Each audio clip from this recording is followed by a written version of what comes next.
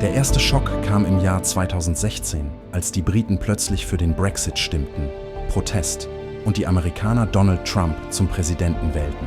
Seither folgt für moderne liberale Demokratien ein Schock dem anderen, ob in Italien, Argentinien, den Niederlanden oder Frankreich.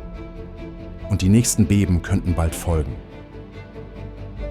There are huge challenges. I do think that the situation is very dramatic. And I think the question of how we stabilize liberalism is a really serious one. Ein Trend, der nicht zu stoppen ist? Und wenn doch, wie? Um das auszuloten, trafen sich Ende Mai 2024 weltweit führende Forscher und Praktiker zu einem einmaligen Gipfel, dem Berlin Summit, in historischem Ambiente am Rande der Hauptstadt. We have to listen to what the people are concerned about, start with the people. What we need to do is actually listen to what people think is wrong with the world. If you look at populist support from the outside, it seems that there is a strong irrational moment in that. But we have to accept that people make deliberate choices, that people are dissatisfied. Winning back the people. Wie lassen sich jene Menschen für die liberalen Demokratien wiedergewinnen, die das Vertrauen verloren haben oder gerade zu verlieren drohen? Ursachensuche. The middle classes have been hit by a series of economic shocks in the last 2 or 3 decades. The effects of globalization, the effects of technological change and automation, the effects of austerity, especially in Europe. There's regions that really thrive and prosper, and there's regions that really struggle to cope with structural change. And these very often become strongholds of populist parties. People don't trust the status quo policies any longer, but they're not being given a clear agenda on what can replace it. Es gibt viele Gründe für Unmut, auch Kriminalität, das Gefühl von Überforderung und Ohnmacht, wenn es um Immigration geht. Nur gibt es fast immer einen gemeinsamen Faktor.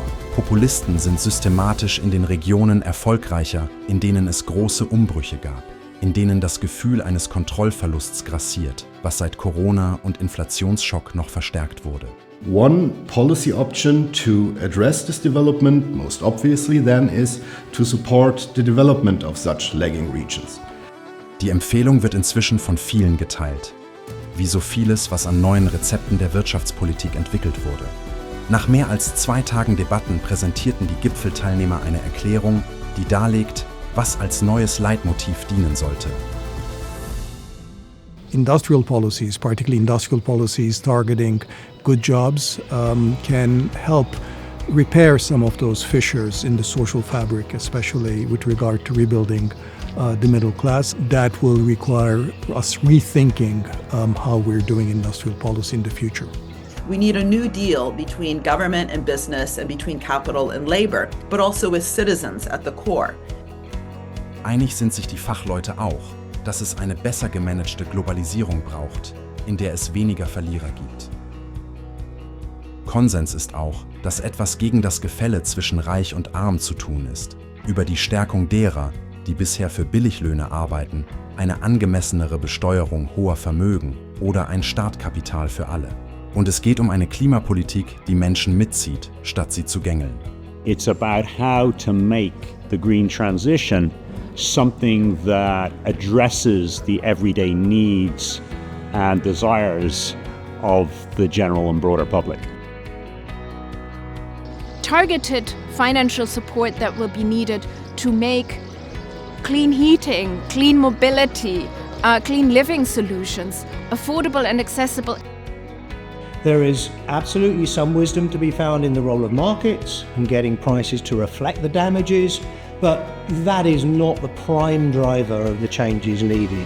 It's an important element of a much more diverse toolkit of things that governments need to do to stimulate innovation, stimulate industrial investment, enhance employment in the emerging clean sectors. Egal wo, es geht immer auch um eine neue Balance zwischen Markt und Staat, einem effektiveren, nach vielen Jahren, in denen die Märkte als Heilmittel für fast alles gepriesen wurden.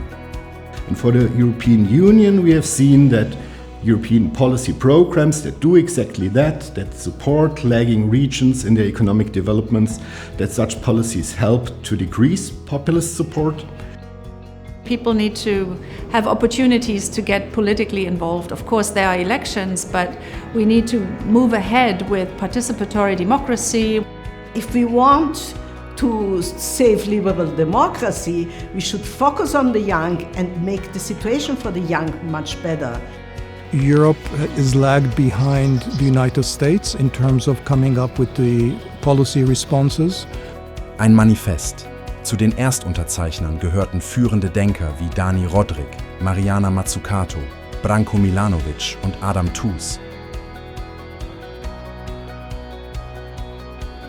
Inzwischen haben einige Dutzend unterschrieben, darunter Nobelpreisträger Angus Deaton, ebenso wie der frühere IWF-Chefvolkswirt Olivier Blanchard, dazu die Deutschen Jens Südekum und Isabella Weber. The Berlin Declaration is incredibly important. It's a commitment to designing this New Deal. We have now a document which is called the Berlin Declaration. Looks a little bit similar to the Washington Consensus. In other words, we have a document that lays out principles of change in economic policies. The crucial thing is not to aim for everyone, but to think about how we build a coalition, how we build a majority. The objective is to provoke the discussion. If it provokes the discussion and political parties have to take a stance, then some parties might actually like it and use even maybe, if not the entire agenda, but at least some of it. It's time for new economic thinking. There's a huge potential, and I see that more and more people get engaged. However, governments really don't want to move that much. So I think the challenge really is to bring in fresh ideas. Das Potenzial ist groß, allerdings auch das Risiko zu scheitern. Wenn jetzt nicht bald gegengesteuert wird, droht eine Phase großer Instabilität und Konflikte. Zeit für eine Agenda für die Menschen, um die Menschen zurückzugewinnen.